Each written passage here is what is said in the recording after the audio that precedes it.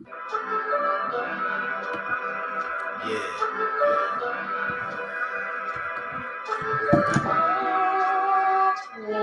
you make that? Silent Hill TV, yes. J. Leo. Hitchhikers. Check.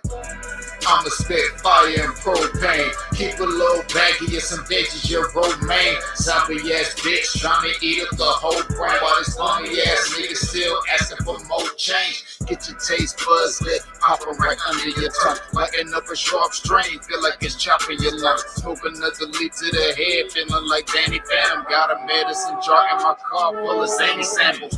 Running with the factions when my rations getting low. Get down on the floor, blood racing like I'm whipping blow. Shit show for show, I don't know, I just release and go. Can't hear what you're saying, this sweet too loud and you're speaking low. Johnny smoking haze in the blaze, I got heat to throw. Then I'm let the heater flow and send it to the heat below. Because it game, I pick the deck before you let them roll. Think I'm insane, but from the start I never had control. Have you ever danced with the devil in the pale of the moonlight? Have you ever laid with the demon with the flames by your bedside? Smoking the air, sipping on spirits, get the mood right, get the crew hype. Middle fingers to the blue lights, dancing on your grave while I gaze into the moonlight. Rolling through the city, hard as indie, but I'm feeling frisky, knowing I can make it even though these niggas wanna end me. Got some rolling papers and some bitches, yeah, we getting litty, feeling out of place. Fuck it, I got my niggas with me. We on a long road, smoking trees and bagging hoes. Love is faded, I'm jaded, consequences are never told. Running out of characters, the real me is getting old. Facing the facade, 50 shades, and I fall below. I'm on some new shit, underworld a new bitch. Your loose lips tangle you up, I guess this news fits. I do this, spitting some fire in there. Doom hits the sun, God bringing some light. Now watch your mood switch. Hieroglyphs for writing scripts. Now my stable conquering, conjuring some spirits in the valleys where they die and quit. Just a gladiator on a righteous tip, still sharp and steel, but I'm colder than the Arctic gets. Hey, what's up, y'all? What's up, everybody? Look, my bad. My brother was busy. Been a long day. Like, you know. Look, I'm an hour late. I'm on CP time. My fault, y'all. My bad. But the good thing about being a late night show is, even though I'm an hour late, I'm still a late night show. Anyway, thank y'all for joining in, tuning in. It's your boy Wildcard Mar, aka Modelo Mar. And it's in case, you know, you forgot. I got my Modelo.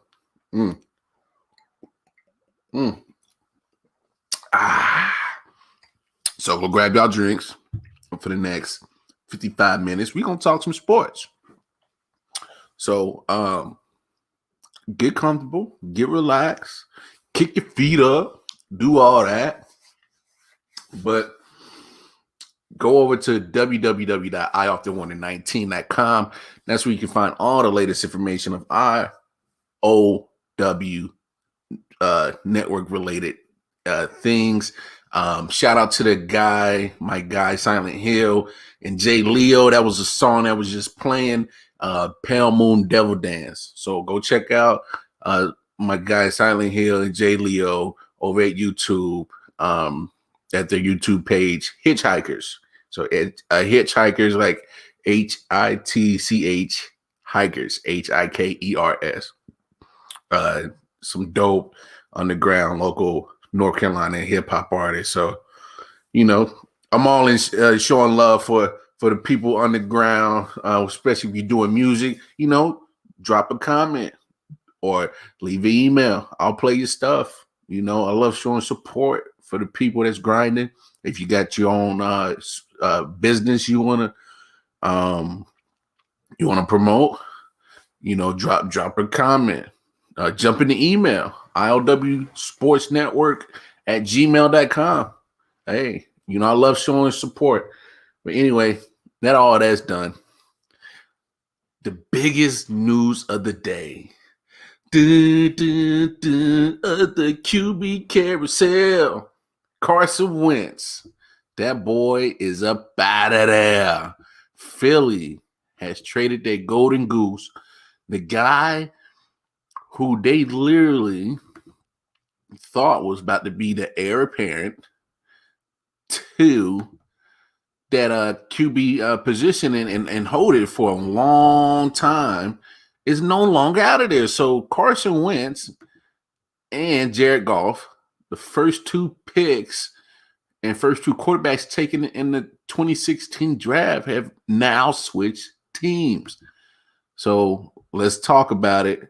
But first, let's hear from the guy himself that always drops the news, Adam Schefter. What can you tell us about how we got to this point? How the deal get done? Well, Sage, the Colts and the Eagles were in discussions for the last 3 weeks. I think really from the day after Jared Goff got traded from Los Angeles to Detroit and Matthew Stafford went from Detroit to Los Angeles. The talks heated up at that moment and really have been going on for 19 straight days. And they were at the brink of the deal the whole time, but it was only until today that the Eagles finally signed off on the agreement that will send a third-round pick this year to Philadelphia and a conditional second-round pick next year that could become a first-round pick in return to the Eagles from the Colts. Each side gets what it wants, right? Carson Wentz wanted out of Philadelphia, did not want to be back there. The Colts wanted Carson Wentz to work with Frank Reich, their head coach, who was his former offensive coordinator in Philadelphia. Frank Reich is a Carson Wentz believer and the biggest proponent of this trade. And that's why the trade gets done, because Frank Reich believes that he can salvage Carson. Carson wanted out of Philadelphia. The Eagles recognized they were better off moving on and getting the picks in return.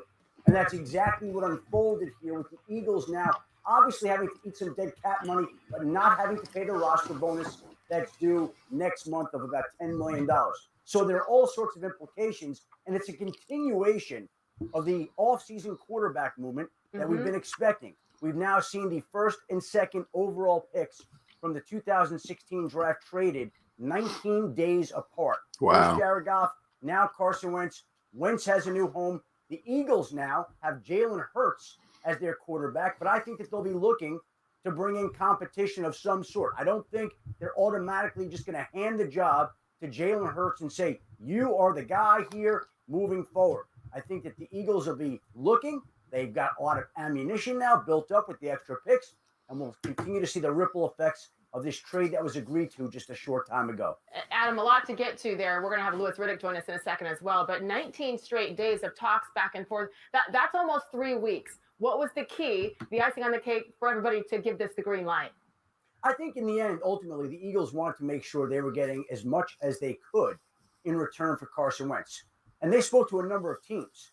And the Bears were interested at one point in time. Others checked in to see what the price would be for Carson Wentz. But ultimately, the match that made the most sense was Carson Wentz in Indianapolis. And I think Matthew Stafford helped drive his trade to Los Angeles. And I don't want to say Carson Wentz did that here because it wasn't as forceful as Stafford was. But in this particular case, I think Carson Wentz really did want to wind up in Indianapolis, working with a familiar, comfortable face in Frank Reich. And Frank Reich wanted to go with Carson Wentz. And I think this stage, the Colts looked at the quarterback landscape and surveyed all the quarterbacks out there. And while they're giving up a future conditional second-round pick that could become a first, they said, we believe that Carson Wentz is the best option that we can get on our team right now. And so the Colts offer was what it was, and they were strong. And they increased the offer in the end. But they felt like Carson Wentz was a natural fit in their offense on that team with that particular organization, and now we'll see how that works out. And once again, the Frank Reich angle is absolutely huge. The familiarity for both sides, that's obviously going to play a big role. I want to ask you real quick about Jalen Hurts, because the assumption naturally would be, okay, they drafted him. He's next in line. He's their guy. Should that not be what we're automatically assuming, that he is the starting quarterback now for the Philadelphia Eagles? Well, those are all true. Yeah. He is next in the line. He is the starting quarterback, but that does not preclude the Eagles from going out and seeking another quarterback to bring in to challenge Jalen Hurts, to compete with Jalen Hurts. Again, I don't think that they're just going to hand this job to Jalen Hurts and say, you are the guy. And also this goes back to show you that they didn't hire their new head coach, Nick Sirianni, to fix Carson Wentz. They hired Nick Sirianni because they believed he was the best man for the job moving forward. They didn't know which quarterback or quarterbacks he was going to be working with, but they knew there was a real chance that Carson Wentz was going to be traded from Philadelphia if the Eagles got the right offer. And in the end, they made the determination that they did, getting a third-round pick this year and a conditional second that could become a first in 2022. Thanks for watching. Wow. On YouTube. So a lot to uncover there, but I'm gonna let Adam Schefter, do what he do. Philly got out of it. I didn't know a team would be willing to take on that salary. But I mean, just like Adam Schefter said, it makes sense. 2017, people got to admit, Carson Wentz was balling. He was literally an MVP candidate, tearing up the league. Goes down to Los Angeles, and his knee gets tore up. And that kind of began that whole premise of whether Carson Wentz could stay healthy. 2018, the Eagles win that Super Bowl that year, 2017, of Carson Wentz MVP caliber season he was having before he got hurt. And of course, Frank Reich was there in the offense, a coordinator or quarterback coach. And so, this move makes sense for the coach. It does. Is he worth it? Who's to really say? But we talked about earlier on our daytime show that airs every Monday and Thursday, 3 p.m. Eastern Standard Time, going live on Facebook, Twitch, and YouTube.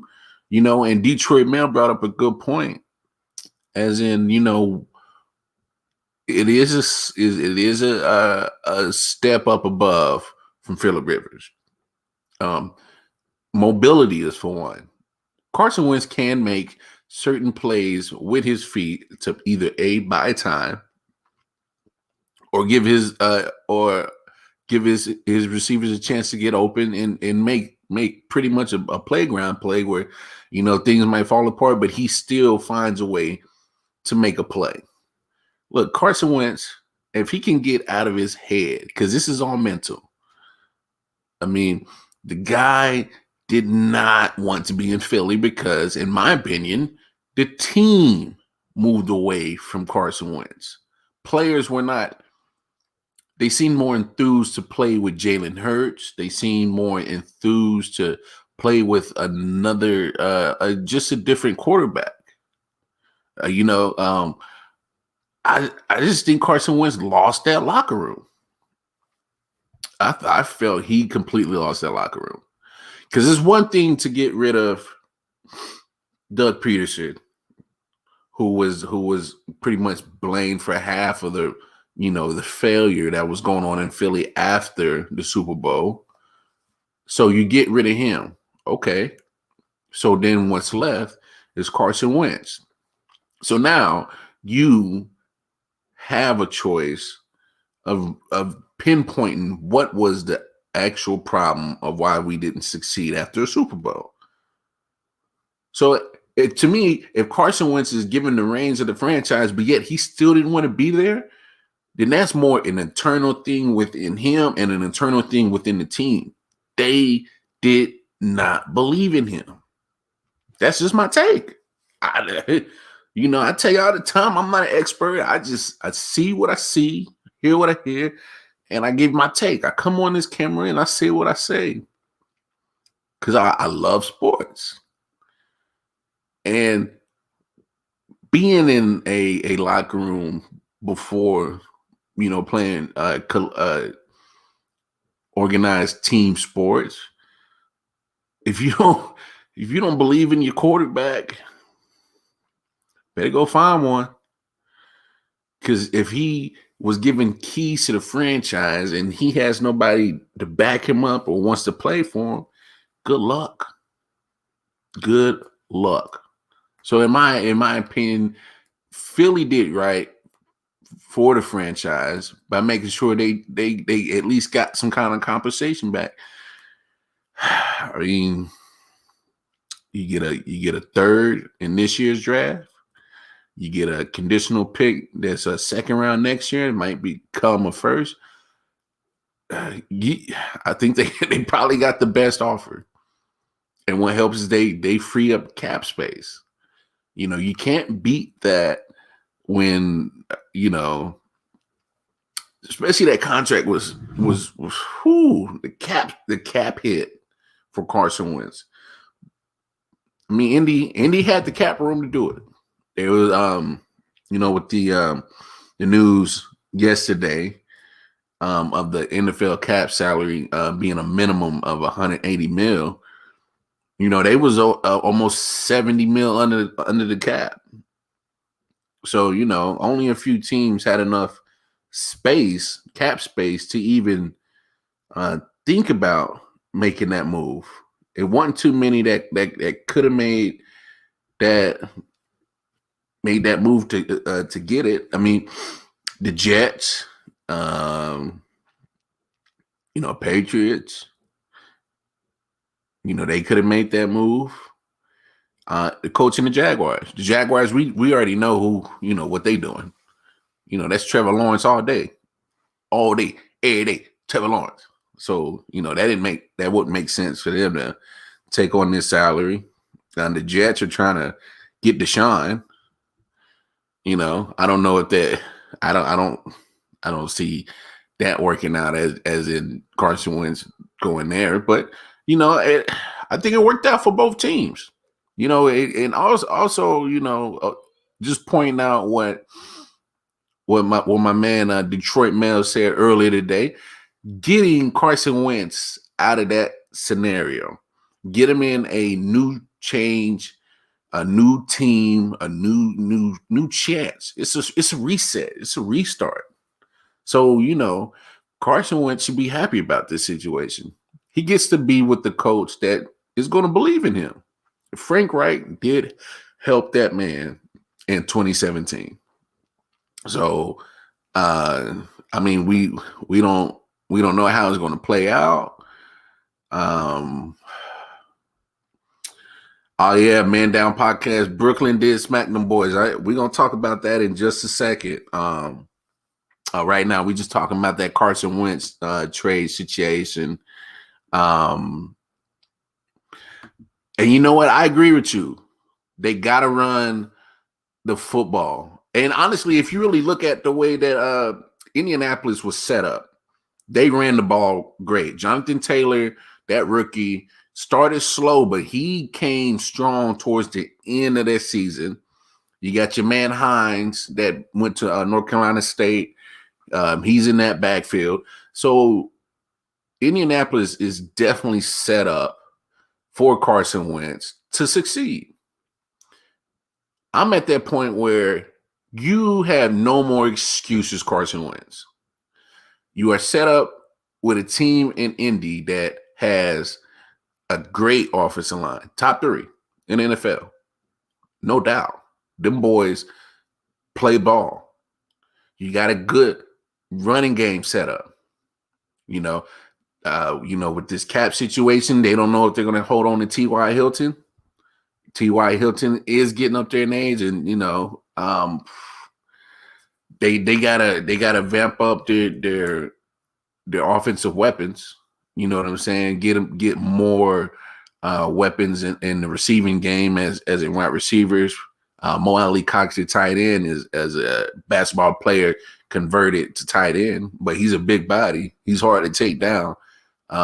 Still a little raw, but get him, you know, a little competition. You know, see if that brings the best out of him. That defense, you know, maybe you add a couple of pieces here and there, but some depth, but nothing crazy. I mean, Indianapolis is a team that's literally right there. A couple of pieces here, a couple of pieces there, and they're in that conversation of Super Bowl trip. I'm not saying they're going to win one, but, you know, I mean, they're not far.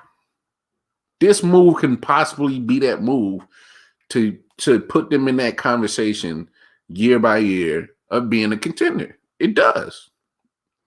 Carson Wentz is a slight upgrade from Phillip Rivers, just on sheer mobility, hands down. I'm not saying that he's going to be the savior in that hump to get them to a winning a championship. I'm not going to go that far, because anytime Carson Wentz has a team literally folds and doesn't play for him and uninspired to even, have him as a quarterback, and I can't blame them. Carson Wentz did not play well at all. He played like trash this past NFL season. There's no doubt about that. And so this is his moment. This is his chance to show that he can ball out. Just like Adam Schefter said in the clip, Jared Goff, first pick of 2016, already been traded to another team. Carson Wentz, number 2 overall pick, been traded to another team. Hey, it's a dog eat dog world in the NFL, and if you don't have a quarterback, good luck. But I mean, they're already showing that you have to have a quarterback, and you have to be under a system where you are geared to succeed. And I hate to say it, cats like Carson Wentz, it's a mental thing. He needs a lot of help to mentally bring him up and get the best out of him. If you got to coddle and do all that, then that's why Philly got rid of that situation. They probably noticed something and just be like, look, enough is enough. On the flip side of this whole trade, Jalen Hurts gets opportunity. I'm hoping Jalen Hurts succeeds. But I mean, Philly has some work to do. Their offensive line is horrendous, and no disrespect to that team, but I mean they did no favors for Carson Wentz, but so much pressure was on him because he was their first draft pick in 2016, number 2 overall, got the extension. You've given the keys to the franchise, and he folded. But they didn't do no justice with that offensive line. Hopefully, Jalen Hurts can do something. Hopefully, the front office will actually aid Jalen Hurts. You know what I'm saying? Give him some help. Make sure that he is given the tools to succeed.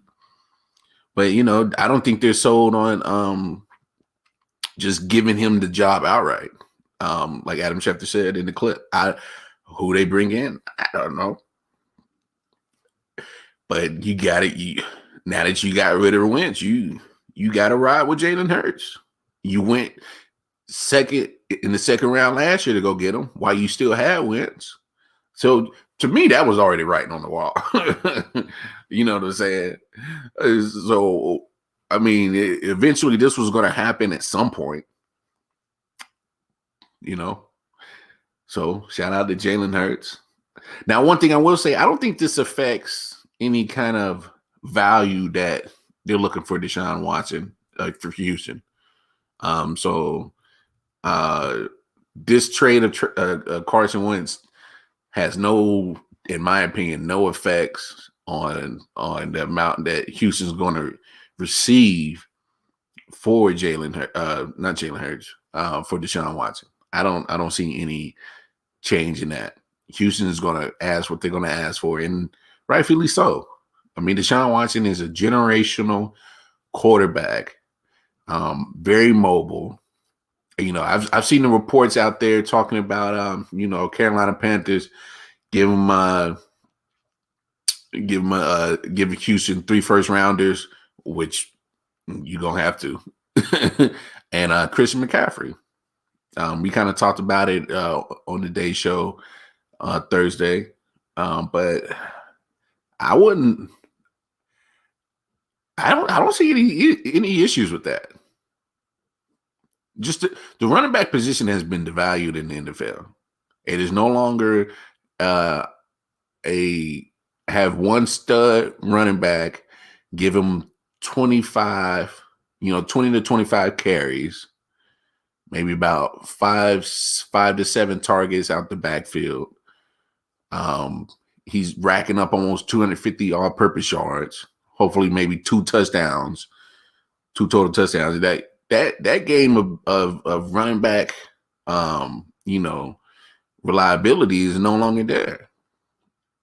And Christian McCaffrey, as talented as he is, I think the Panthers gave him that extension too early. And I'm not saying they're having buyer's remorse because he's proven that he can play. But this past season was probably his worst season because he was not available. That's something that is not common with Christian McCaffrey, but he does play a lot of games banged up and hurt. But this past season was the first season that he missed significant time. But Panthers kind of fell into that same trap like Todd Gurley did with the Rams, like Ezekiel Elliott did with the Cowboys. These running backs get the check, and they don't necessarily reproduce that same performance that got them the check.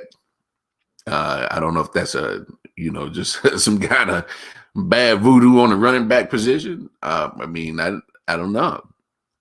Alvin Kamara probably seems like the only one that has stayed consistent after getting his extension. But what if they make that trade?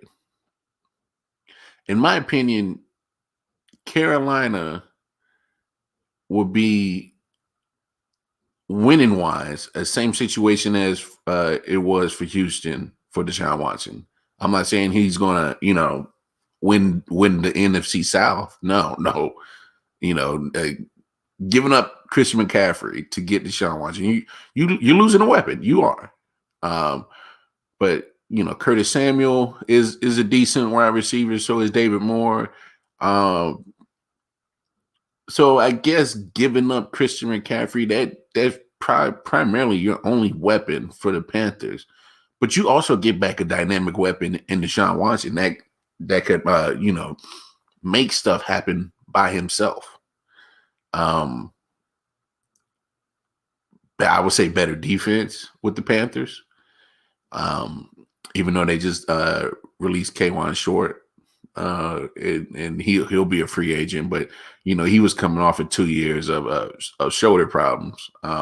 So having a defensive tackle with shoulder issues is not a good thing. So hopefully he's able to rectify that and play back to his Pro Bowl caliber of defense, but it won't be in Carolina. So the Panthers are still trying to improve. But that also gives them leverage. If they get Deshaun Watson, you can have a serviceable quarterback in Teddy Bridgewater and get some kind of value for him. If Philly just got a third in the conditional 2, you can at least get a third for Bridgewater. I would take Bridgewater for Carson Wentz. That's me personally. You know what I'm saying? To me, and they're about the same age. People want to slip up and forget that Teddy Bridgewater is still under 30. He's right there on that cusp of being 30. Carson Wentz is 28. To me, you're not really getting that much of a difference. I'm just saying. Carson Wentz and Teddy Bridgewater is pretty much, in my opinion, neck and neck. So Panthers still got moves to do to make to get this whole quarterback situation settled with Deshaun Watson. I say go for it. I'm just saying, you get out that contract with Christian McCaffrey, you can easily take picks that you do have to go get a serviceable running back, but they got one. Mike Davis is usually when you got a superstar and they get hurt and then their backup comes in, they get a chance to shine. Mike Davis did right. He helped himself out by showing up and at least playing adequate football. So if that translates to all 16 being a starter, then then good for him. But Carolina got cards to make. They got moves to make. But we'll see what happens. It's just been a crazy offseason already. And the official league year hasn't even started yet. It starts in March. And it's been a lot of movement. And I foresee a lot other dominoes falling in this QB carousel. Man, NFL fans, buckle up. If your team's out there looking for a quarterback, you believe you need one, no worries. It's going to happen. You're going to get your quarterback. It's just going to be interesting to see how all of this falls down in the line and comes together. But we had some basketball tonight.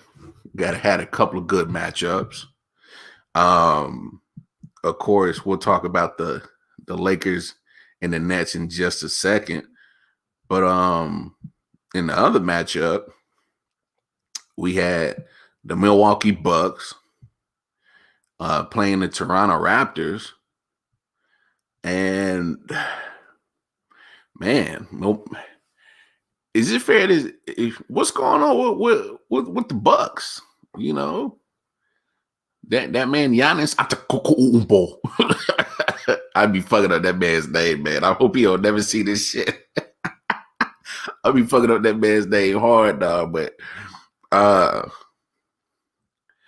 look, I done said it a million times. I don't believe in. I'm still confused on how Greek Freak got MVP. Look, I'm not dissing the man's athleticism. He's a great talent. He's this, he's that. I'm talking about, can he play basketball without driving and posting? He's a poster guy. He's a drive guy. You know what I'm saying? If the lane is clogged, can he play ball? I'm still having a hard time trying to see him being that guy that's going to develop a mid-range and an outside shot. I'm not saying that he can't, but to me, the proof's in the pudding that he's not that guy to do that. I mean, literally, if I was a coach ever coaching against him, I would call it like, I'll play just his own defense and dare him to shoot. Just literally, I dare him to shoot. I'm not scared of his offensive game.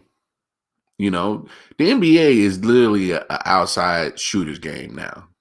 If you got no jump shot, you got no outside game, good luck winning. Point blank, period. This isn't the 90s NBA where 90 to 100 points guarantees you a win. That don't fly no more in the NBA.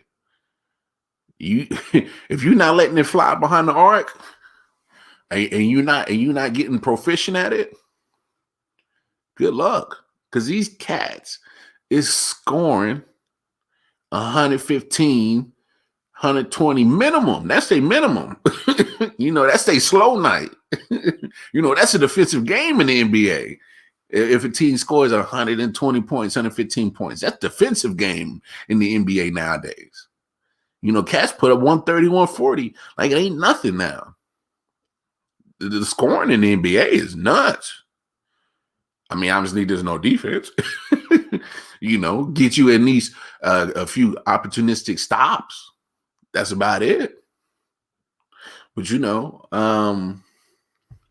Toronto's finally starting to turn it around, and they kind of start off the year a little bit cold. What's that boy? Pascal Siakam. He did his thing tonight.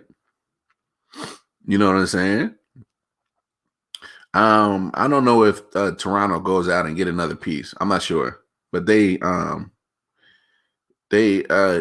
solid players on that whole team. They got solid construction put together of that squad. I mean, a lot of those players from the championship 2 years ago are still on that squad. Just minus Kawhi. So I mean, Toronto might mess around and throw a wrench in the NBA East, in the Eastern Conference. But I've been on record plenty of times, whether it's this late night show or the daytime live stream, that the East is wide open. I already assumed that and made my pick that it'll be a Brooklyn Lakers finals, but the East is wide open. Anybody can come and throw a wrench in my whole prediction right there. But speaking of Lakers and Nets, of course, they battled tonight. I'm not gonna before we get into the actual highlight of that, I just want to shout out and draw attention to your boy Bronny of La Floppa Flames. No, I'm gonna leave. I'm gonna leave LeBron alone. But this is big. My man hit 35K on the all-time scores list. Let's take a look. 47%. And only down 12. Biggest lead for the Nets has been 19. It's Shannon. Throws it away with a turnover. Caruso, 4-on-3. Nice pass, touch pass. Kuzma inside James. And Irving got in the way, and there's a whistle and a foul. Kyrie will pick it up. Beautiful fadeaway there by LeBron. I mean, just money. The boy still got it. One for a milestone here, Kevin Harlan by LeBron James. Yeah, he's only becoming one of three, but we know that he's not passing anybody, but he is getting you a certain number, which is pretty stunning. Think of that. 35,000 points. Wow. I mean, that's showing up nightly. That is showing up nightly.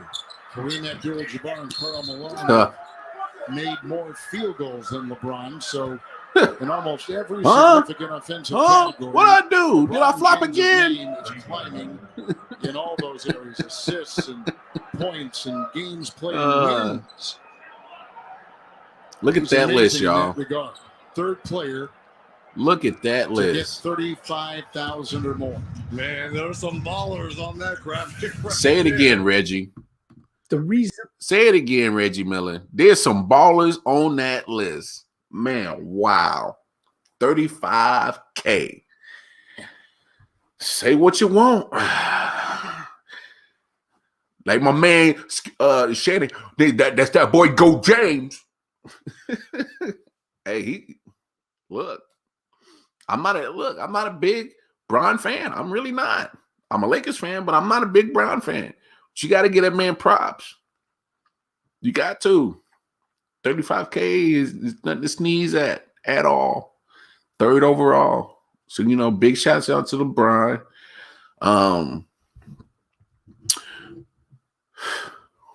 GOAT. Man. That man's balling, man. And of course, with Anthony Davis. Speaking of Anthony Davis, it just came across my feed not too long ago. Anthony Davis with that calf strain was evaluated by the Lakers doctors on Thursdays, on this Thursday, pretty much yesterday, and now out for 4 weeks. So that's probably about end of March, mid March, end of March, that he'll probably be back. I said it. I think it was Monday night owl show. I don't know, man.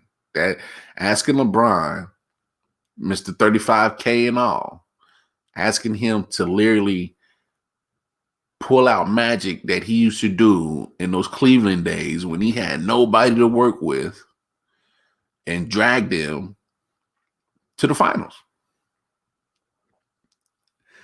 I don't see it. To me, that's not good news that, AD is going to be out for 4 weeks. I'll say it again. I went on the Man Down podcast and made a comment that the Lakers should prepare themselves and get a third option to be a buffer for a situation like this. I went on somebody else's show and made that comment. Look, I'm not an expert.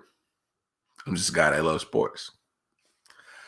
There's no way that you can't tell me that the Lakers did not try to make a plan for this. I just don't believe it. If they didn't, they just blatantly ignored it.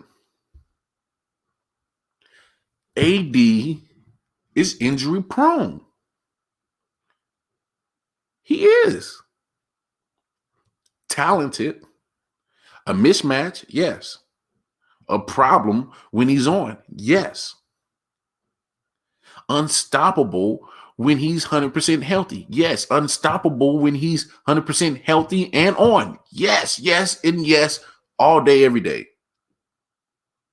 AD can stand for all day, whipping ass all day if he's healthy, if he's available, if he's on. Yes, no doubt. Go check that man's history record. This has been his MO since he got in the league. Play a few games, hurt a few games. Play a few games, hurt a few games. All right. I'm not surprised. Not surprised at all. You know, most athletes are going to play with nicks. You know, they're going to play with certain little minor injuries that you can play through. But AD's be missing months. Ankle there, knee there, hamstring there, lower body injuries. Ask any basketball player about lower body injuries and how much they can take away from you skill wise, which and then turns into mental injury. Not I'm saying concussion, but I'm saying like you get so many lower body injuries that at some point it starts playing with your mind, as in like, am I ever going to be healthy? Go ask Brendan Roy. He was an all-star. Started having knee problems. Tried to make a comeback. You know, Greg Oden, number 2 overall pick, right behind Kevin Durant. Knee problems, knee issues. He's falling right down that same tree. That's one thing that also worries me about Zion Williamson, his lower body injuries. That's a lot of mass moving at that speed. You know? And I'm not saying that AD can't, you know, reverse this trend and be a great asset to the Lakers. But you know, I'm not big in the saying I told you so, but I told you so. You know, I'm not trying to toot my horn because this man's hurt. He's out for 4 weeks. I'm just saying is that I'm not surprised. I went on somebody else's show and said Lakers should go get a third piece, be a buffer for an injury that will happen with Anthony Davis. And that's exactly what I said. And lo and behold, this week has all came in. But let's really talk about the game today. I mean,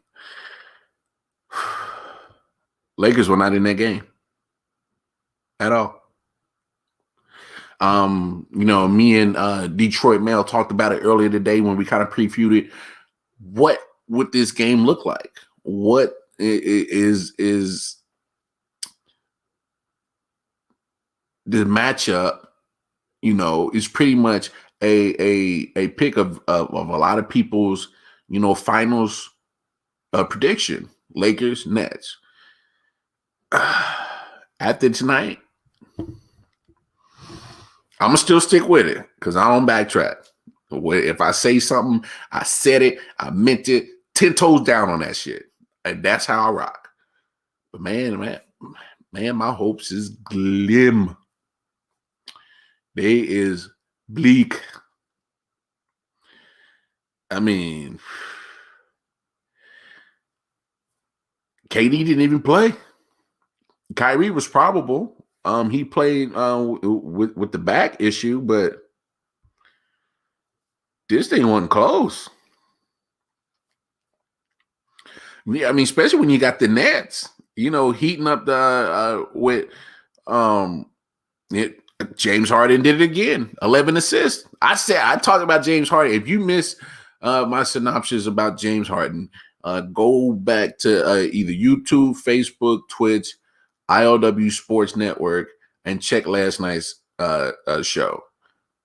And I gave James Harden all the praise in the world because this man is literally reinventing the way he's been playing game. He's playing team basketball, and it's nuts. He averaged another 11 assists. That's crazy. That's mind-blowing. I mean, the Nets got contributions all over the team last night in this game. They just showed that they were a more well-rounded, completed team. I mean, Joe Harris, wow, 21 points. Guy goes 6 for 7 behind the arc. Didn't I just say you got no outside game in the NBA? Good luck. Sharpshooter. Joe Harris is a sharpshooter.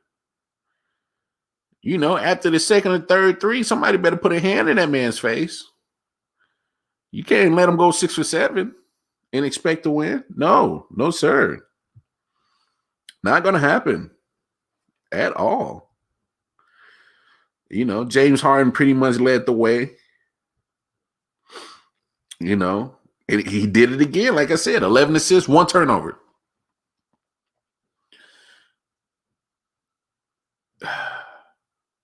All right. I'm putting James Harden in the MVP talks, MVP conversations. Call me nuts if you want to. I mean, he was already putting up double-digit assists in Houston while he was doing the tank job to get up out of there. Then you go to a new setting, a new scenery, a new team, where the build up and the hype and all the drama and the scrutiny and the media coverage of the next big three. You have to acclimate to somebody else's new team. It's not Houston anymore. You're not the guy on that team anymore. You're part of the team. And all this is without KD. All of this is without KD, what they've been doing all week. KD hasn't played pretty much all week. He's had, 2 little contract tracing little situations where he's had to miss some time.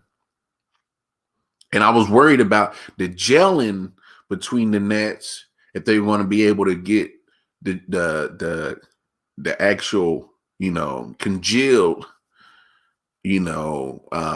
aspect of the team with not all 3 of the big 3 not playing all the time together. I was worried about their chemistry. And then, so, even the other night when James Harden led the Nets on a 24-point deficit comeback to beat a good quality Phoenix Suns team. That's kind of the great thing about having 3 superstars on one team. If somebody's on, you may got 2 missing from injury, or one of the big 3 isn't playing well, and the other 2 are still playing and can still produce. I mean, this is known. Brooklyn is going to score. Brooklyn is going to put up points. Brooklyn is built with 3 superstars and a decent, cast around it. This was expected. So that Brooklyn part of my prediction of them going to the finals, I feel much better about that. The Lakers side, whew, and this is me being a Lakers fan. I keep it 100. I'm not saying they not going to get there, but damn, it looks tough right now. You know, because you're dealing with injuries with AD. I'm sorry.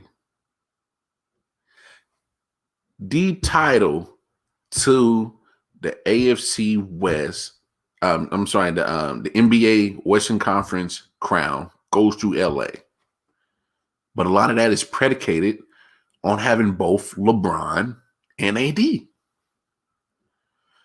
I mean, am I too far out there to think that asking LeBron to carry this division on this team on his back through the rest of the regular season?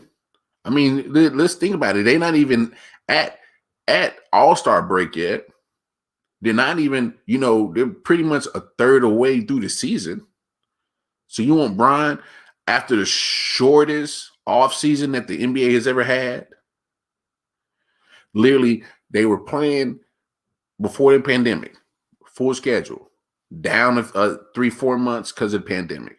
Go to the bubble, play 2-3 months, down another 2 months. Now they're full swinging into this season, like up and down, stop and go. You know what happens with a car? All that stop and go. Eventually, that car starts breaking down. Same thing that happens with our bodies. All this wear and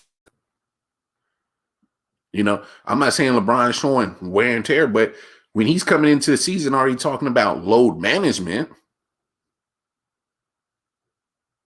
now you saying I have no AD, that means more time for LeBron, more pressure. Yeah, a guy that's used to it. But LeBron ain't no spring chicken. Spend millions and millions on your body to stay in shape as much as you want to. Good. Because you don't need it. We about to see this. You about to see the worth of that.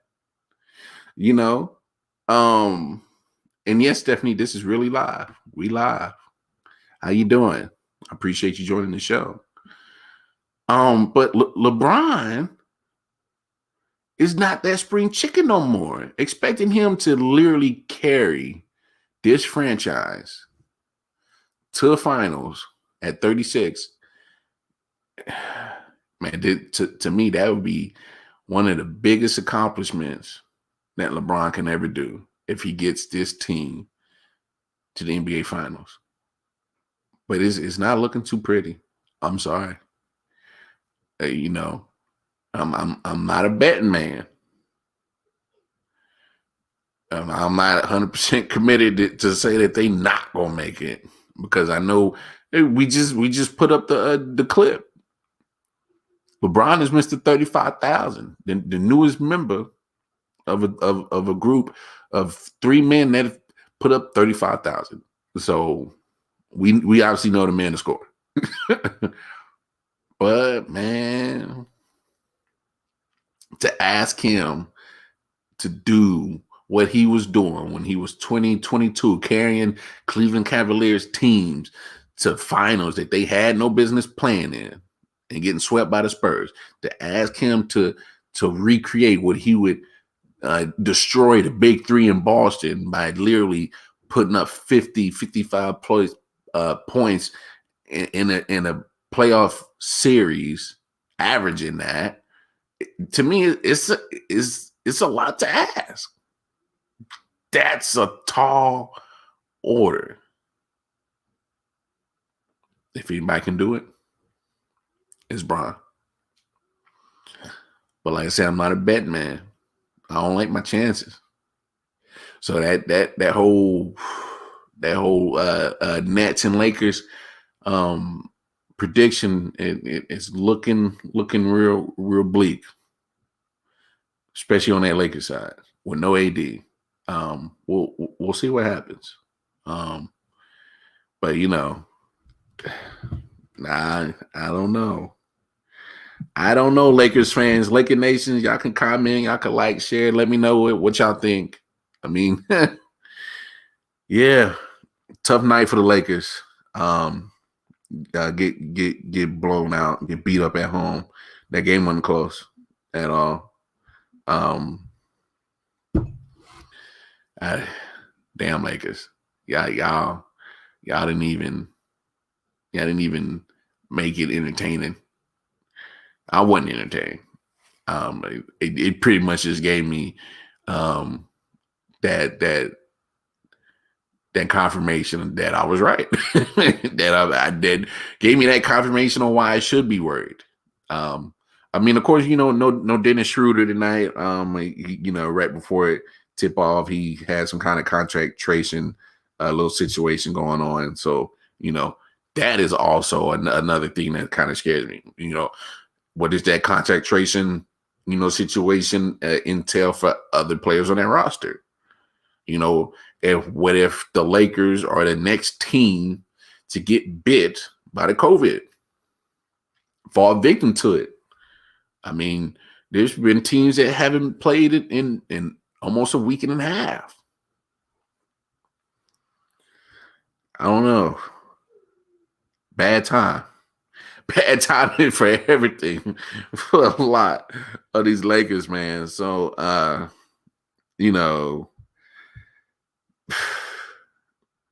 good luck. Crazy day in sports. All started with the Carson Wentz trade. Just in case you guys are tuning in, we kind of ran down the whole Carson Wentz trade. Hey, good for the coach. They might have found a solution to a problem. But there's no more excuses for Carson Wentz. He just literally got into a situation that is very favorable for him. A lot of pieces to be a great team are there and are already aligned for him to do something great. He's fallen into a already well constructed team. No more excuses. They can add a few more pieces here and there, but for the most part, their foundation of that building of the coach is strong.